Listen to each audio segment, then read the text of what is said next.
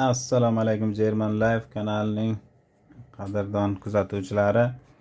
Ushbu videomizda TELK B1 imtihonining test formatini qisqacha ko'rib chiqamiz. Bu imtihon qanday shakllantirilgan, qaysi qismlardan iborat, qancha ball to'plash kerak kabi savollarga javob qidiramiz va test formatini o'rganib chiqamiz. Xo'p, unda boshladik. Demak, bu imtihonimiz asosiy ikkita qismdan iborat. Bu yozma qism, shriftlik va mündlik og'zaki qismdan iborat.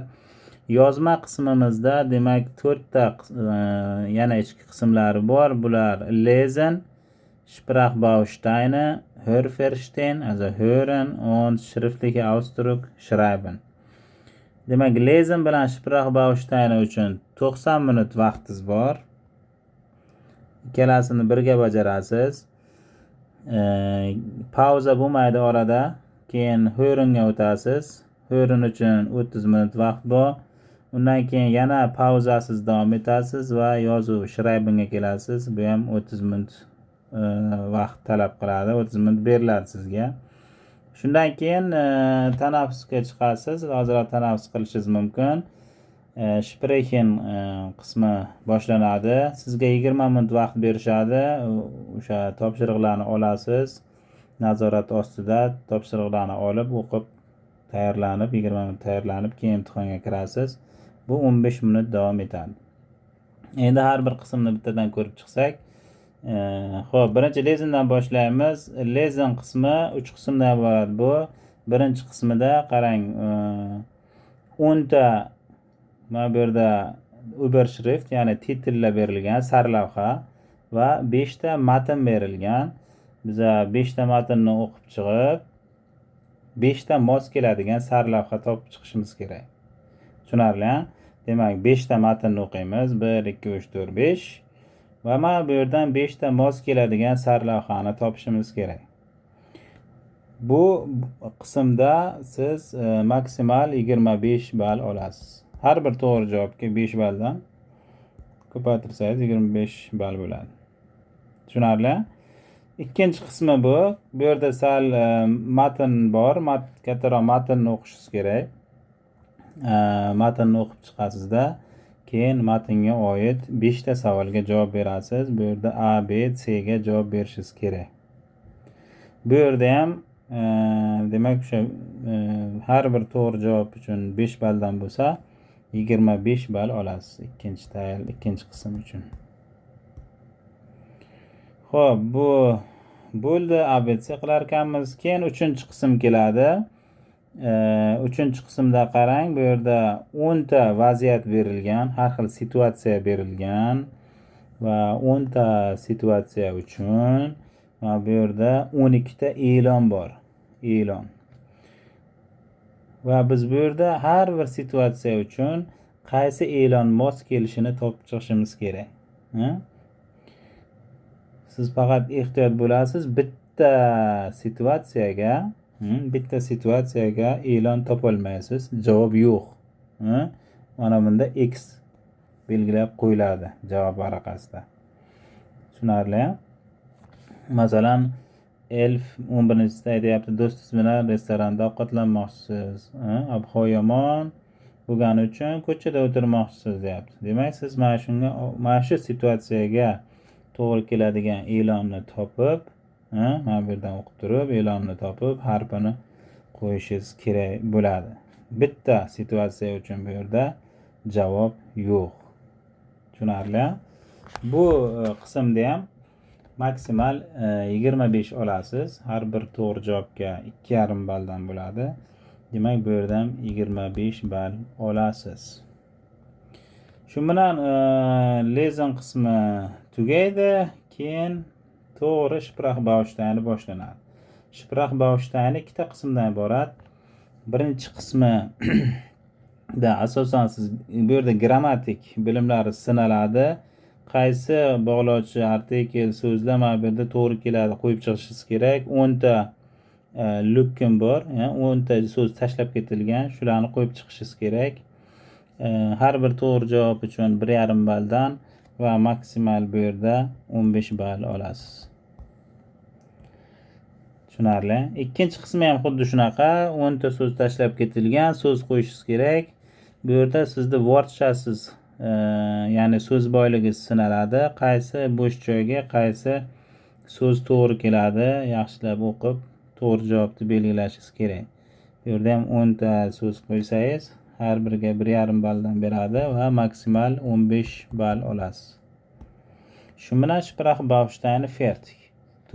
Tugaydi shu bilan, ha? Demak, lesen va mana shu Sprachbaustein uchun sizga 90 minut vaqt berilgan. 90 minut vaqt, shuni hammasini ishlab, keyin ertaroq bo'lsangiz ham yana tekshirib chiqib, keyingi hören qismini kutib turasiz. Keyin hören boshlanadi, eshitib tushunish. Hörenning birinchi qismida 5 ta matn eshitasiz va bu yerda qaysi to'g'ri, qaysi noto'g'riligini belgilashingiz kerak. Eshitib turasizda, to'g'ri bo'lsa plus, noto'g'ri bo'lsa minus qo'yasiz. Va bu matnlarni siz faqat bir marta eshitishingiz mumkin. Eshitishingizdan oldin sizga 30 sekund vaqt beriladi. 30 sekund o'qib chiqib, hammasini o'qib, muhim so'zlarni belgilab tayyor turasizda. Keyin har bir tekstni eshitganingizda to'g'ri yoki noto'g'riligini belgilab boraverasiz. Bu qismda maksimal 25 ball olasiz. Har bir to'g'ri javob uchun 5 balldan. Keyingisi ikkinchi qismida bitta suhbat eshitiladi. Bu suhbatni 2 marta eshitishingiz mumkin. Mumkin emas, o'zi qoidasi shunday. 2 marta eshitasiz, ha? 2 marta eshitiladi va 10 ta mashq bajariladi.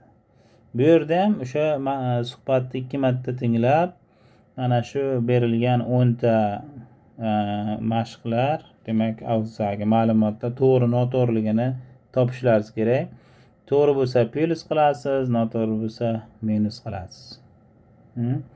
Bu yerda har bir to'g'ri javob uchun 2,5 balldan maksimal 25 ball olasiz bu qismda. Keyingi qismi, 3-qism. 3-qismi yana shu birinchisiga o'xshab ketadi. Bu yerda 5 ta matn eshitib, har bir matnni 2 martadan eshitasiz. Yaxshi taraf shu, buni 2 marta eshitasiz va bu yerda ham qaysi to'g'ri, noto'g'riligini topishingiz kerak. Har bir matnni 2 martadan eshitasiz, plus minus qo'yib chiqishingiz kerak. Bu qismda ham maksimal 25 ball olasiz. Tushunarli, ha? Demak, shu bilan hören tugadi. Bunga taxminan 30 daqiqa vaqt ketadi. Keyingi qismga kelasiz. Bu schreiben. Schreiben yozish qismi. Bu qismda sizga do'stingiz yoki tanishingiz qanaqadir email yozgan bo'ladi, xabar yozgan bo'ladi. Siz mana shu emailga reaksiya bildirishingiz kerak. Reaksiya bildirishingizda mana shu pastga berilgan mana bu punktlarni yozib chiqish kerak. Temati zerin qilib har bir punktga kamida 2 ta 3 ta gap yozib, chiroyli email bilan javob qaytarishingiz kerak. Bu qism uchun sizda 30 daqiqa vaqt bo'ladi. Demak, avvalo sizga kelgan xatni tushunishingiz va unga munosib yaxshi javob qaytarishingiz kerak va mana shu berilgan punktlarni hammasini ichiga olgan bo'lish kerak.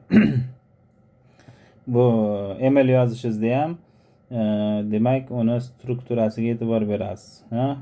Mavzusini to'g'ri qo'yishingiz, gap boshlanishi, murojaat shakllarini va oxirini qanday tugatilishlarini demak, yaxshi ifodalab berishlaringiz kerak bo'ladi. Demak, shu bilan schreiben bilan tugaydi bir sira shu yozma qismi. Keyin tanaffus olasiz ozgina. Tanaffusdan keyin sprechen boshlanadi. Sprechen uchun aytib o'tganimdek 20 minut tayyorlanish vaqti bor. Birinchi qismi demak bu aynanda kennenlerning siz suhbatdoshingiz bilan tanishib chiqishingiz kerak. Mana shu berilgan punktlar bo'yicha u bilan suhbatlashib kennenlerning o'g'indi bo'ladi, tanishuv qismi bo'ladi. Plus oxirida tekshiruvchi sizga, demak, profil sizga yana bir ikkita savollar berishi mumkin, partneringiz haqida. Shraybinni balini aytmayman. Shraybin uchun maksimal 45 ball olasiz. Hozir ballarni oxirida ham yana aytib chiqaman. Demak, bu yerda maksimal 45 ball olasiz. Yoz Shraybin uchun. Xo'p, Sprechen siz tanishib chiqdingiz, do'stingiz bilan tanishdingiz, suhbatdoshingiz bilan deganim, do'stingiz emas, suhbatdoshingiz bilan tanishib bo'lganingizdan keyin ikkinchi qism boshlanadi va mana shunaqa qog'oz olasiz. Buni endi tayyorlanish vaqtida tayyorlasangiz bo'ladi. Qaysidir mavzuda bironta inson o'z fikrini aytgan bo'ladi. Masalan, bu yerda mana bu ayol Gruppenreise haqida o'zini fikrini aytgan. Siz buni yaxshilab bir sira o'qib chiqasizda, keyin uni suhbatdoshingizga formulering qilib berishingiz kerak. O'z so'zlaringiz bilan aytib berishingiz kerak. Bu ayol demak mana Gruppenreiseni yaxshi ko'rar ekan. Uni fikricha Gruppenreiseda ko'p yangi odamlar bilan tanishsa bo'lar ekan, balabatar, bla deb formulering qilib berishingiz kerak. Keyin sizni sherigingiz ham xuddi shu mavzuda faqat boshqa fikrli gapni olgan bo'ladi. Ya'ni uni qog'ozidagi odam shu mavzuda sizni mavzuyingizga teskari, ya'ni qarshi fikr bildirgan fikrni o'qiydida, u ham formulering qilib beradida. Ana undan keyin ikkovlashib shu mavzu bo'yicha diskussiya qilishingiz kerak. Siz argumentlaringizni aytasiz, u sherigingiz ham argumentlarini aytadi. Demak, bu yerda o'z fikringizni aytib, o'z tajribangizni bo'lishingiz kerak. Argumentering, demak, argumentlar bilan shu mavzu bo'yicha fikringizni aytib berishingiz kerak. Demak, bu qism tugagandan keyin 3-qism boshlanadi. Bu birgalikda nimadir plan qilish. Doim qanaqadir situatsiya bo'ladi. Situatsiyani o'qiysiz va sherigingiz bilan shu situatsiya bo'yicha qanaqadir partiyami, tug'ilgan kun, tadbir yoki sayohatmi, nimani bo'lsa plan qilishingiz kerak bo'ladi va mana shu berilgan punktlar bo'yicha gaplashib chiqish kerak. Xuddi shunaqa. Endi hozir ballarni aytadigan bo'lsak, birinchi qism uchun 15 ball olasiz bu yerda maksimal 15 ball. Keyingi qism uchun 30 ball olasiz, maksimal 30 ball. Va gemeinsam etwas planen ham 30 ball bo'ladi.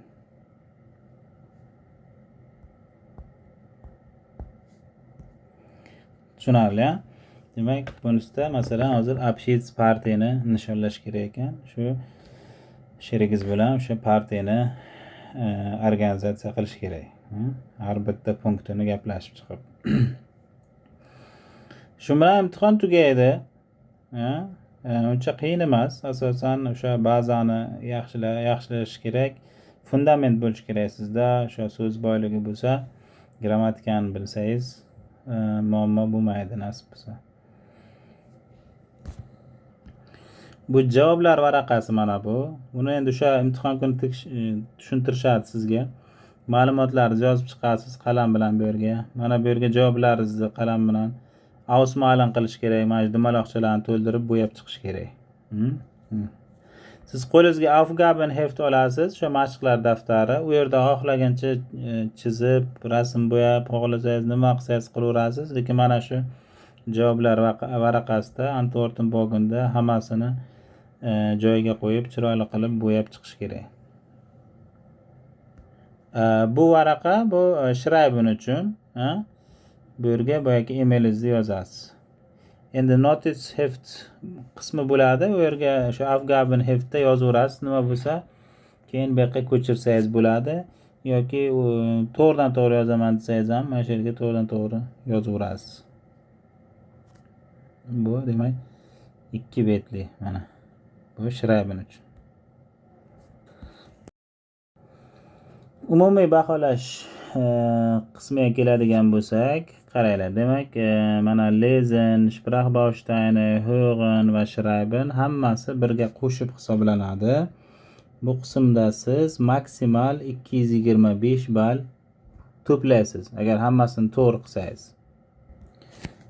B1 imtihondan o'ta olish uchun siz kamida 135 ball to'plashingiz kerak.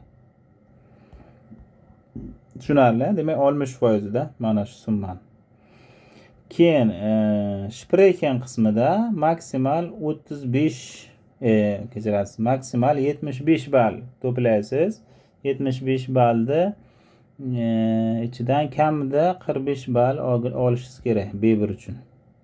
Demak, bu alohida hisoblanadi. Bu 45 dan baland to'plashingiz kerak sprechendan o'tish uchun. Demak, ikkalasini qo'shsak, kamida 180 ball to'plashingiz kerak bo'ladi. Mana shu общий o'tish qismi. Maksimal 300 ball.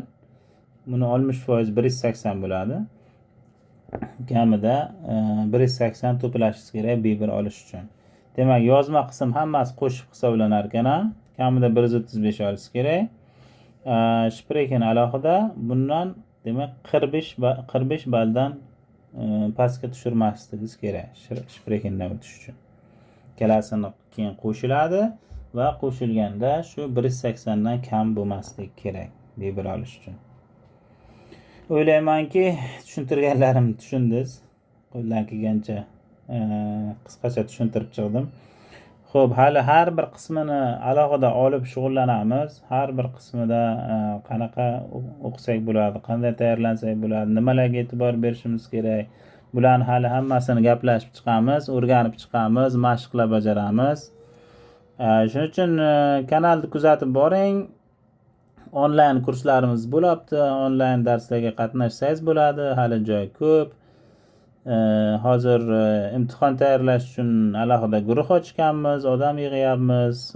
Xohlasangiz qatnashing. Sprechenni mashq qilsangiz bo'ladi, siz bilan o'rganayotgan sheriklaringiz bilan. Xullas, nasib bo'lsa, yaxshi natija uchun harakat qilamiz. Hammalaringizga omad. Aloqada bo'lib turamiz. Sog' bo'linglar.